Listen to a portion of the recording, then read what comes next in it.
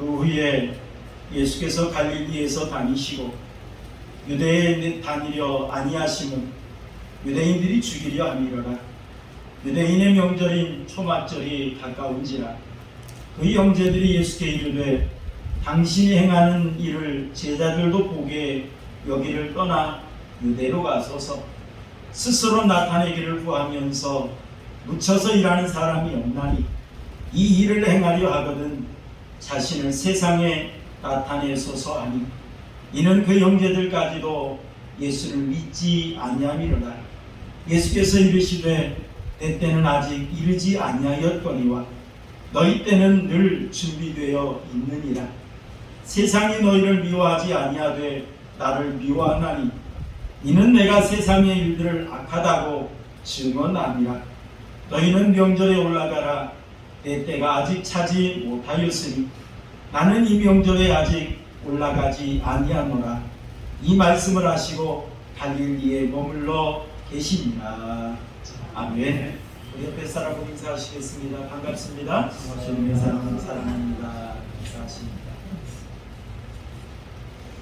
제가 지난 7월 2일 날 사용하던 컴퓨터가 좀 고장이 나서 수리 가게에 갔습니다. 이제 사장님이 수리를 하는 동안 기다리다가 둘이 이런저런 얘기를 좀 나누었어요. 그런데 사장님이 자기는 결혼은 지금까지 나이가 50인데 결혼하지 않고 그러다 보니까 외롭잖아요. 그래서 운동도 좋아하지만 이제는 다쳐서 운동도 할 수 없고 그래서 자기는 술을 매우 좋아한다고 합니다. 자, 그래서 친구와 함께 이제 처음에는 술을 마시는데 1차, 2차 이제 친구는 거기까지 가고 이제 집으로 돌아갑니다. 그러면 이 사장님은 외로우니까 3차, 4차까지 간다는 거예요. 자, 이것이 계속 반복이 되다 보니까 술 친구들도 피한다는 겁니다. 술 마시자 그러면 바쁘다 그러고 나오지 않고 결국에는 혼자 술을 마시는데 그냥 뭐 어느 정도 먹었다 그러면 이제 집에 가야지 라는 생각이 들지 않는데요. 여기서 좀 마셨다 생각하면 나온답니다. 그러고서는 또 다른 집에 간대요. 그래서 계속 3차, 4차까지 계속해서 간다는 거예요. 혼자 그렇게 술을 마신다는 거예요. 그렇게 늦게까지 술을 마시고 나니 아침에 일어나기가 힘이 듭니다. 너무너무 힘든데 아침에 일어나는 것이. 그리고 술에 지쳐서 또 낮에 일을 하고 일 끝나면 또 다시 술집으로 가고 이것이 계속 반복이 되는 자신의 모습을 바라보면서 내가 왜 이렇게 살지? 라고 하는 그런 생각을 했다고 합니다. 그러면서 저에게 하는 이야기가 목사님 저는 이 세상에 왜 사는지 모르겠어요. 결국엔 그 얘기가 현대인들은 무엇을 위해서 내가 살고 있는지 알지 못한 채 살아가고 있습니다. 또 왜 살아야 하는지 이것을 자신에게 묻는 것조차도 잊어버린 채 많은 사람들이 다람쥐 다람쥐가 쳇바퀴 안에서 돌듯이 어찌 보면 열심히 살아요. 부지런히 삽니다. 그러나 내가 왜 사는지를 모르며 살아갑니다. 어떤 사람들은 아무런 목적 없이 살아가는 인생이 있습니다. 그냥 되는 대로. 그냥 남들이 그렇게 사니까 되는 대로 사는 그런 인생. 그런 인생을 사는 사람들이 많이 있습니다. 또 어떤 사람은 목적은 있어야 하지만 그 목적이 잘못되었습니다. 그저 세상의 일시적인 것들, 잠시 있다 사라져버릴 것들, 허망한 것들, 이런 것들을 위해서 사는 허무한 인생들이 많이 있어요.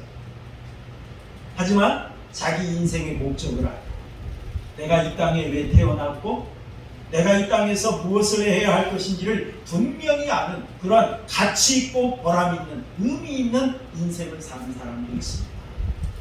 사랑하는 성도 여러분, 여러분들의 삶은 어떻습니까? 여러분들의 삶은 어떻습니까? 오늘 본문의 말씀을 보면 예수님은 인생을 어떻게 사셨는가 라고 하는 걸 우리에게 말씀해 주고 계십니다. 여러분은 1절 한번 읽어볼까요? 1절 말씀 함께 보겠습니다. 시작. 그 후에 예수께서 갈릴리에서 다니시고 유대에 다니려 아니하시면 유대인들이 죽이려 함이로라 라고 말씀드렸어요. 자, 오늘 1절 말씀에 그 후에라고 말을 했는데, 이 그 후에라고 하는 이 말은 6장에 있었던 사건들 후에라고 하는 그런 말. 6장에서 예수님은 오병이의 기적을 행하셨습니다. 그리고 무리를 걸으셨어요. 오병이의 기적을 체험했던 많은 사람들이 가버나움에까지 예수님을 찾아왔을 때 가버나움 회당에서 나는 생명의 떡이다 라고 말씀하시면서 나를 먹어야 되고 내 피를 마셔야만 영원한 생명을 얻을 수 있다. 그래서 이런 말씀을 해주셨을 때 그들이 이해하지 못하고 모두 예수님을 떠났지요. 자, 그러한 사건이 있은 후에라고 하는 그런 말. 자, 그렇다면 그 후에 어느 정도 시점이 지났을까요? 2절 말씀을 보니까 유대인의 명절인 초막절이 가까운지라 라고 말했어요. 저희 유대인들은 특히 3대 절기를 철저하게 지켰습니다. 6월절, 맥추절, 그 다음에 초실절입니다. 초실절은 다른 말로 말하면 추수감사절이라 이렇게 표현해 볼 수도 있는데, 이 초실절이라고 하는 것은 특히 하나님께서 이스라엘 백성들을 애굽에서 구원해 내시고 그들이 광야 40년의 삶을 살았지 않습니까? 그때 하나님께서 그들에게 매일 만나를 허락해 주셨습니다. 물이 없으면 반석에서 물을 내서 마시게 하셨습니다. 낮에 뜨거우니까 구름 기둥으로 그들을 안전하게 보호해 주셨고, 또 밤에는 추우니까 불기둥으로 그들을 보호해 주셨을 뿐만 아니라 그들의 발걸음을 인도해 주셨습니다. 이러한 하나님의 은혜를 기억하면서 하나님 앞에 예배하며 감사하며 지키는 절기, 이게 바로 초실절입니다. 자, 그런데 이 6월절과 이 초실절 이 사이에는 약 6개월의 간격이 있어요. 6개월의 간격이 있습니다. 특히 우리가 5장에서 볼 때 예수님께서 예루살렘 베데스다 연못에서 38년 된 병자를 고쳐준 사건이 있지 않습니까? 이때가 바로 6월절이었어요. 자, 그런데 안식일날 병자를 고쳤다는 것, 안식일날 일했다는 것 때문에 유대인들이 예수님을 죽이려고 했던 그 사건이 있은 후에 초실절이었어요. 약 6개월이라는 시간이 지났습니다. 그래서 6장과 7장 사이에는 약 6개월의 간격이 있어요. 그리고 예수님께서 십자가에 못 박혀 죽으시기까지 약 6개월 정도의 시간이 남아있는 그 무렵입니다. 그 무렵입니다. 요한복음에는 기록되어 있지 않습니다만 마태, 마가, 누가복음에 보면은 칠병이의 사건이라든지 많은 병자를 고쳤다든지 많은 설교를 하셨다든지 그런 내용들이 이 다른 마태, 마가, 누가복음에 기록되어 있지 않습니다만 요한복음에는 생략이 되어 있어요. 이 요한이 말하고자 하는 핵심이 다르기 때문에 아마 기록을 하지 않았던 것 같습니다. 자, 이렇게 예수님께서 6월절이 지난 후 약 6개월이 지나서 초실절이 가까웠습니다. 자, 이 무렵에 유대인들 사이에 일어났던 분위기가 있습니다. 많은 유대인들은 예수님을 정치적인 해방자로 추앙하려고 하는 그런 분위기가 막 끌어올랐습니다. 오병의 기적을 일으켰던 예수님이라고 한다면 우리를 정치에서 로마의 압제에서 우리 해방시켜 줄 것이다. 정치적 메시아로 충분하다 생각하면서 예수님을 강제로 붙잡아서 왕으로 삼으려고 했지 않습니까? 그 분위기가 계속 지금 끌어오르는 거예요. 하지만 반대로 정치의 기득권자, 종교적 기득권자들은 예수님이 싫었던 거예요. 어떻게 하면 예수를 제거할까? 어떻게 하면 예수를 죽일까? 또한 이런 분위기가 막 끌어오르는 지금 그러한 상황이었습니다. 그래서 1절 말씀을 보니까 유대인들이 죽이려 함이로라 라고 말했어요. 유대인들이 예수님을 죽이려고 했습니다. 이것을 예수님이 잘 아셨죠. 그래서 아직 하나님이 정하신 때가 되지 않았기 때문에 예수님께서 유대 땅 예루살렘으로 가지 아니하시고 갈릴리를 중심으로 계속해서 사역을 하셨던 것입니다. 자, 이때 어떤 일이 벌어졌는지 3절 한번 읽어볼까요? 3절 말씀 봅니다. 시작. 그 형제들이 예수께 이르되 당신이 행하는 일을 제자들도 보게 여기를 떠나 유대로 가소서라고 말합니다. 자, 여기서 말하는 형제들이란 예수님의 친동생들을 가리키는 겁니다. 예수님의 그 형제들은 성경에 이름이 좀 기록이 되어 있어요. 특히 예수님께서 갈릴리에서 나사렛에서 말씀을 전하셨습니다. 회당에서 교훈을 주셨어요. 그때 고향 사람들이 깜짝 놀랐습니다. 깜짝 놀라면서 말을 하기를 이 사람의 이 지혜와 능력이 어디서 났느냐. 그러면서 말합니다. 우리가 목수의 아들, 저 사람은 목수의 아들이 아니다. 저 사람의 어머니를 우리가 알지 않느냐. 그리고 저 사람의 형제 야고보, 요새, 시몬, 유다, 그게 형제들이지 않느냐. 그리고 그의 누이들은 우리와 함께 있지 않느냐. 그러면서 예수님의 형제들 이름을 4명을 기록했고 누이들이라고 한 걸 보니까 아마 2명 이상이었던 것 같습니다. 그리고 여러분, 이 형제들이 예수님에게 제안을 합니다. 당신이 행하는 일을 제자들도 보게 여기를 떠나 유대로 가소서라고 말합니다. 이 제자들이라고 하는 것은 12제자를 가리키는 것이 아니라 예수님을 따르는 무리들을 가리키는 거예요. 사람도 많지 않고 이 시골인 이 갈릴리에서 그렇게 능력을 행하고 훌륭한 말씀을 전하는 것보다 더 많은 사람들이 이 말씀을 듣고 능력을 볼 수 있도록 유대로 가라는 거예요. 자, 우리 4절도 한번 볼까요? 4절 말씀 봅니다. 시작. 스스로 나타나기를 구하면서 묻혀서 일하는 사람이 없나니 이 일을 행하려 하거든 자신을 세상에 나타내소서 하니라고 말했습니다. 여러분, 자기를 나타내길 원하면 자기 자랑해야죠. 그렇지 않습니까? 내가 능력 있는 사람입니다. 내가 이 일을 하기에 가장 적합한 사람입니다. 우리 선거철에 보면 얼마나 유세를 당당하게 합니까?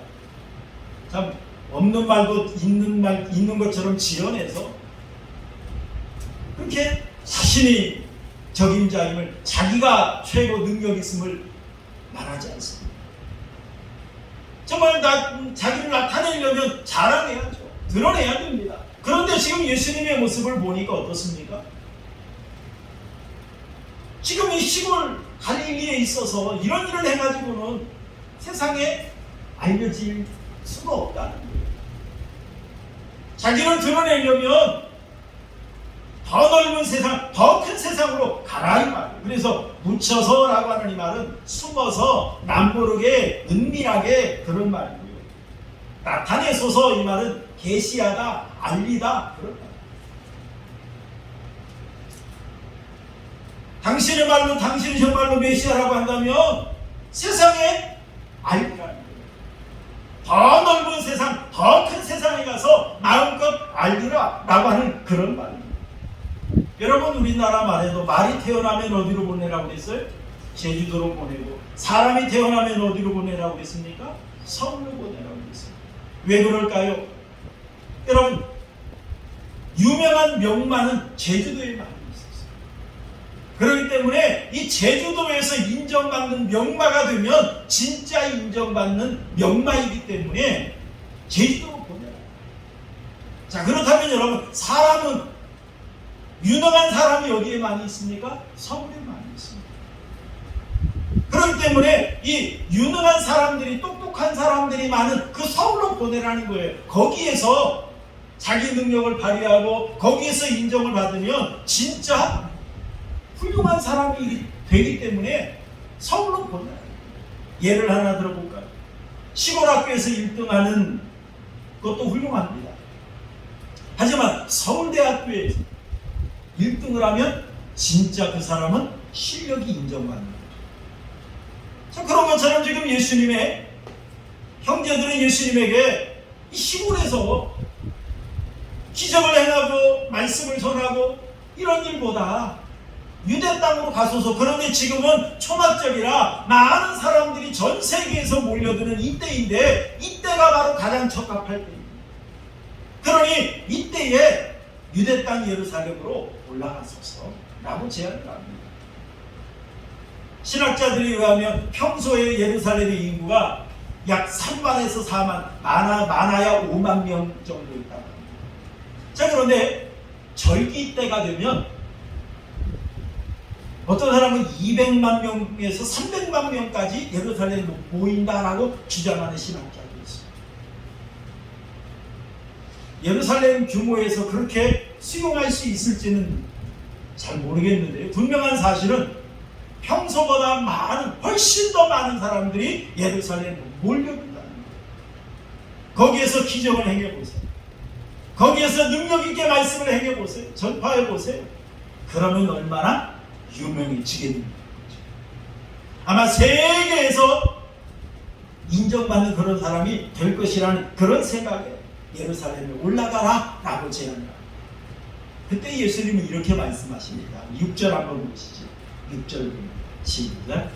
예수께서 이르시되 내 때는 아직 이르지 아니하였거니와 너희 때는 늘 준비되어 있느니라 라고 말했습니다. 자, 예수님께서 이 때를 말씀을 하십니다. 이 때라고 하는 말은 헬라어로 카이로스라고 하는 이 단어를 썼어요. 이 카이로스라는 말은 어떤 뜻이냐면은 기회, 결정적인 순간, 어떤 시점, 그걸 말을 합니다. 그런데 그냥 보통 시간이나 때를 말하는 것이 아니라 하나님이 정하신 결정적인 시간이나 때를 가리키는 말이 카이로스라는 말. 하나님께서 정하신 결정적인 시간이나 때. 자, 그런데 예수님은 뭐라고 말씀하십니까? 내 때는 아직 이르지 아니하였거니와. 지금 예수님의 형제들은 예수님에게 예루살렘에 올라가서 능력을 행하고 복음을 전해서 또한 말씀을 전하고 교훈을 해서 유명한 사람이 되라는 거예요. 세상적으로 성공하는 사람이 되라는 거예요. 그런데 예수님은 아직 하나님께서 나에게 정하신 때가 되지 않았다 라고 말씀하십니다. 그리고 예수님께서는 말씀하십니다. 너희 때를 말합니다. 너희 때. 이런 것 세상 사람들의 때를 말합니다. 어찌 보면 세상에서 자기의 뜻을 이루고 자기의 꿈을 이루는 그때를 가리키는 그런 말. 예수님께서 너희 때는 늘 준비되어 있느니라 라고 말씀하십니다. 자, 이 말은 무슨 말이냐면 너희들은 언제든지 자기 영광을 드러내고 자기 뜻을 이루고 자기 목적을 이루는 거, 그걸 언제든지 기회가 주어졌다는 거예요. 언제든지 하라는 거예요. 그러나 아직 내 때는 되지 않아요. 그렇다면 예수님이 정말로 말씀하시는 때는 어떤 때이겠습니까? 십자가에 못 박혀 죽으실 때입니다. 십자가의 사역을 감당하시는 때입니다. 그러나 예수님의 형제들이나 다른 사람들의 때는 세상에 나가서 성공한 때를 가리킵니다. 여러분, 예수님께서는 이처럼 얼마든지 자기 마음대로 자기 뜻대로 사실 수 있는 그런 분이에요. 우리 예수님은 창조주이시죠. 창조주이십니다. 만물을 창조하셨어요. 시간도 창조하셨어요. 그렇기 때문에 얼마든지 예수님 마음대로 시간을 활용하고 시간을 움직여서 얼마든지 예수님이 하고 싶은 일을 하실 수 있는 그런 분이십니다. 그런데 예수님은 어떤 삶을 사셨습니까? 하나님의 때에 맞추어서 하나님의 때에 맞추어서 하나님의 목적과 하나님의 영광을 위해서 사셨다는 걸 우리는 본문 말씀을 통해서 발견해 볼 수가 있습니다. 예수님은 이 말씀을 통해서 지금 형제들이 제안하는 그 제안을 거절한 거지요. 왜 예수님이 거절하셨을까요? 얼마든지 예수님도 세상적으로 유명해지고 싶은 그런 마음은 없었을까요? 우리가 세상에서 그렇잖아요. 자격도 안 되고 능력도 안 되는 사람들이 자격이 있는 것처럼, 능력이 있는 것처럼, 자기만이 정말로 능력자인 것처럼 드러내는 모습을 보면 어떻습니까? 꼴보기에 보기에 좋지 않습니다. 그런데 지금 예수님은 어떻습니까? 능력도 있어요. 실력도 있어요. 자기가 하겠다는 것도 아니에요. 남들이 자꾸 하라는 거예요. 억지로 예수님을 끌어다가 왕으로 세우려고 하는 그런 분위기입니다. 그냥 못 이기는 척 끌려가셔서 왕이 될 수도 있잖아요. 얼마든지 세상의 부귀영화, 세상적인 모든 것 다 누릴 수 있는 그런 예수님이십니다. 그런데 예수님은 이 모든 것들을 다 거절하셨어요. 다 거절하셨어요. 왜 그렇습니까? 예수님이 이 땅에 오신 목적이 있기 때문입니다. 여러분, 우리 갈라디아서 4장 5절, 4장 4절에서 5절 한번 읽어볼까요? 갈라디아서 4장 4절에서 5절 한번 읽어봅니다. 시작. 때가 차매 하나님이 그 아들을 보내사 여자에게서 나게 하시고 율법 아래 나게 하신 것은 율법 아래 있는 자들을 속량하시고 우리로 아들의 명분을 얻게 하시니라라고 말했어요. 하나님이신 예수님이 인간에 오시는 것도 때가 차게 있어요. 때가 차게. 하나님께서 정하신 때에 하나님의 목적을 이루기 위해서 이 땅에 오셨다. 그래서 여자에게서 나시고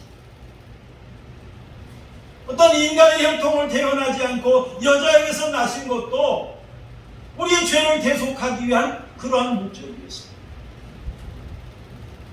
그리고 예수님께서 우리를 위해 나의 죄를 대속하기 위해 십자가에 못 박혀 죽으셨습니다. 이처럼 예수님은 하나님의 목적을 이루기 위해서 하나님의 때에 맞추어 순종하시며 사신 분이 바로 예수님이셨다는 거예요. 여러분, 예수님은 하나님의 계획대로 성경대로 이 땅에 오셔서 순종하신 분이 바로 예수님이십니다. 예수님은 정하신 때가 되매 독생자를 통해 이 땅에 오셨습니다. 예수님은 때가 되매 기적을 행하기도 하셨고 병자를 고치기도 하셨고 귀신을 쫓아내기도 하셨어요. 다 때가 되매 행하셨습니다. 그리고 예수님은 때가 되매 예루살렘에 올라가셨고 때가 되매 십자가에 못 박혀 죽으심으로 우리의 죄를 대속해 주셨습니다. 때가 되매 또 예수님은 부활하시고 승천하셨습니다. 이러한 예수님께서 때가 되시면 장차 다시 오셔서 우리를 심판하시고 구원해 주실 줄로 믿습니다. 때가 됩니다.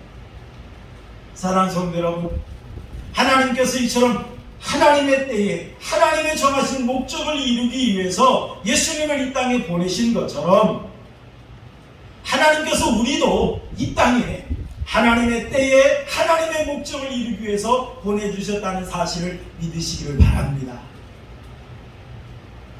여러분, 라이트 형제가 사람도 새처럼 날 수 없을까? 라고 하는 생각에 연구하다 보니까 공중을 나는 비행기를 만들게 되었습니다.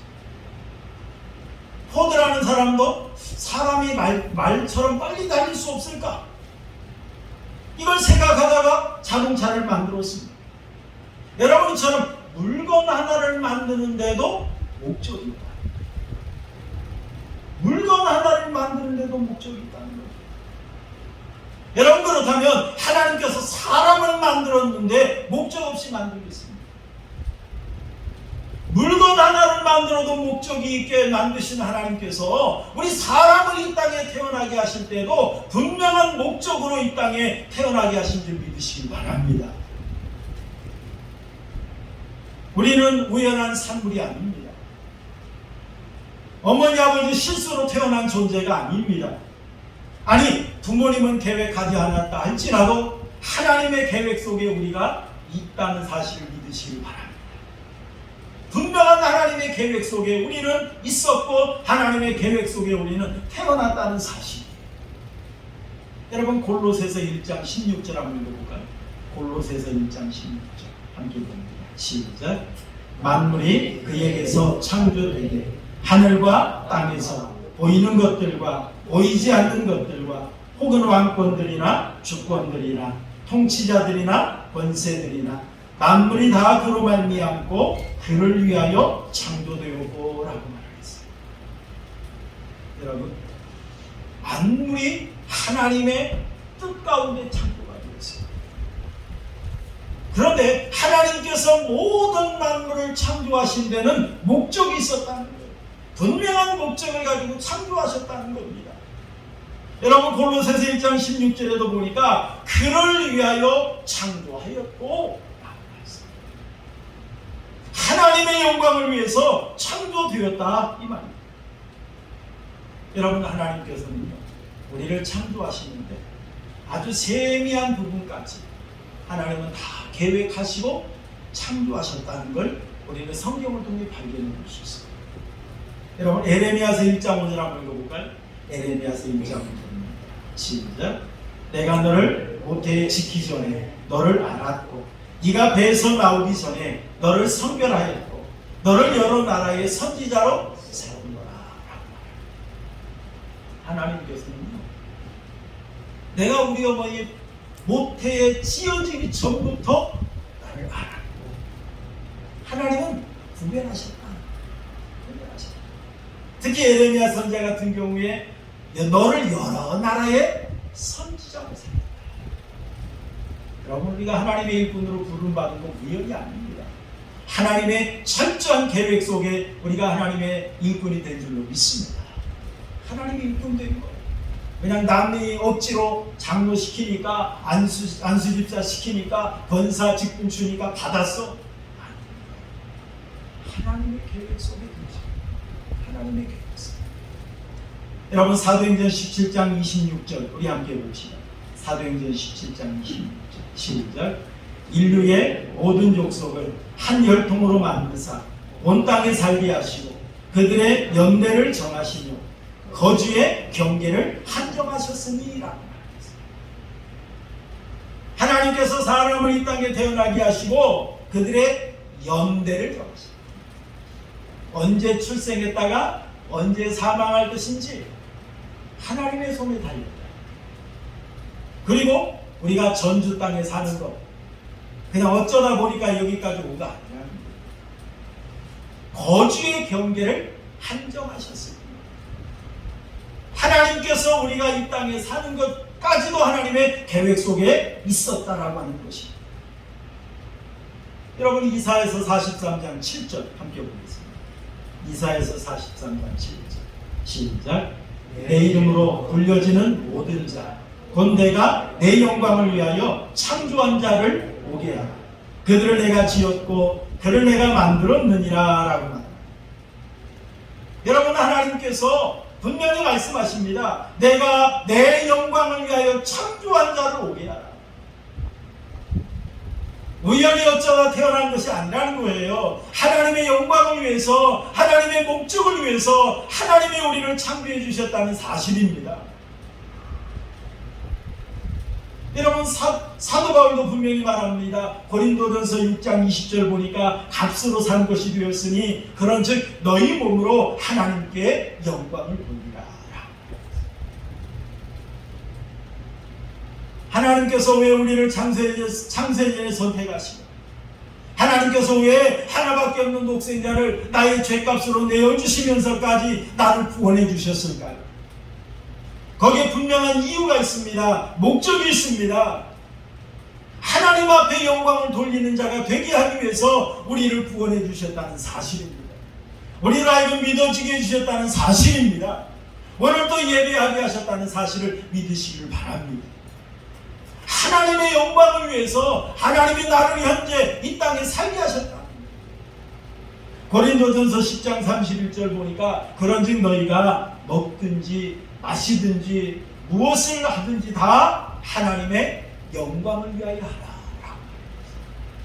무엇을 하든지 다 하나님의 영광을 위해서 하라.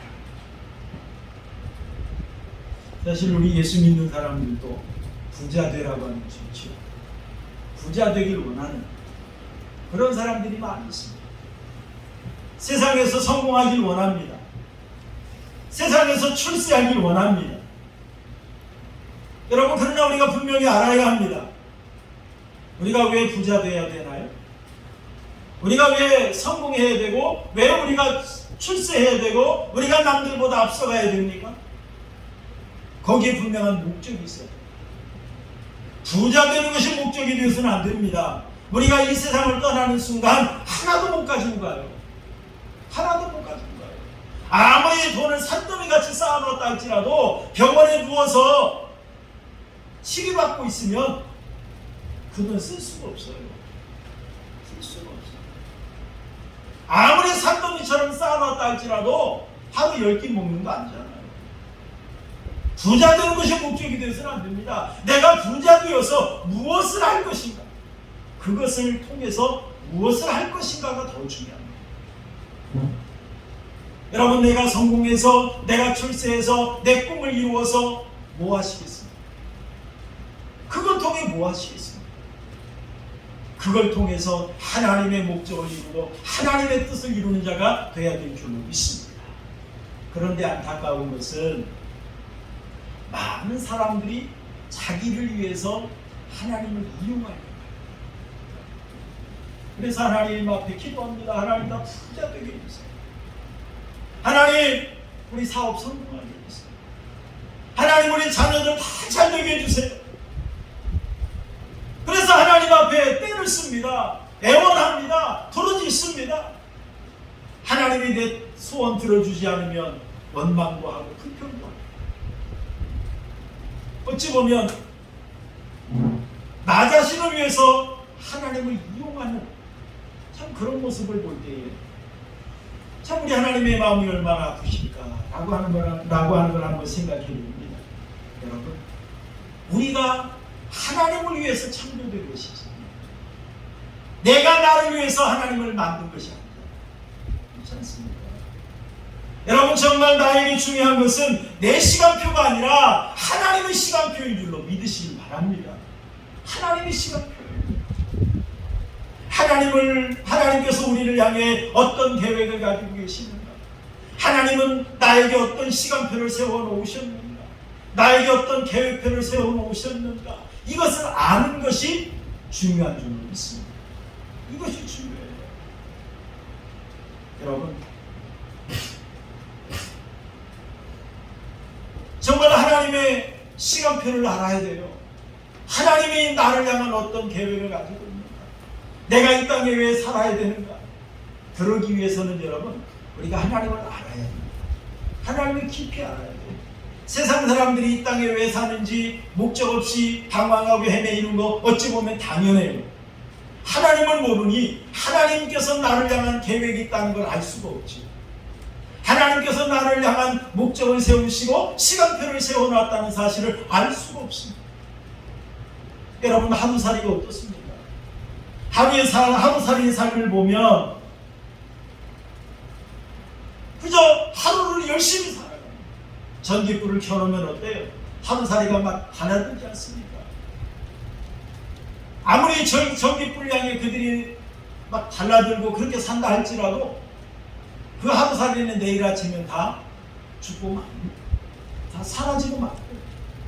여러분, 이 땅에서 우리가 몇 년을 사느냐 중요하지 않습니다. 아무리 무드셀라처럼 969세를 산다 할지라도 목적 없이 사는 인생은 헛된 인생, 가치 없는 인생입니다. 의미가 없는 인생입니다. 우리가 분명히 이 땅에 살 때에 하나님께서 나를 무엇을 위해 창조하십니까? 하나님께서 나를 향한 어떤 시간표와 계획표를 세워놓으셨습니까? 이것을 알고 이것에 따라 사는 삶이 가장 복된 삶인 줄로 믿으시길 바랍니다. 가장 복된 삶입니다. 사랑하는 성도 여러분, 하나님께서 분명한 목적을 가지시고 예수님을 이 땅에 보내신 것처럼 우리도 분명한 목적을 가지고 이 땅에 태어나게 하신 줄로 믿습니다. 하나님께서 하나님의 때에 하나님의 목적을 이루길 원하셨던 것처럼 우리에게도 이 귀한 계획을 가지고 있다는 사실을 믿으시기 바랍니다. 그래서 하나님 앞에 항상 하나님의 나라, 하나님의 영광, 하나님의 목적을 이루기 위해 살아가는 그 가운데 하나님 앞에 복되겠습니다. 우리 하은교회 성도님들이 되시기를 주님의 이름으로 축원합니다.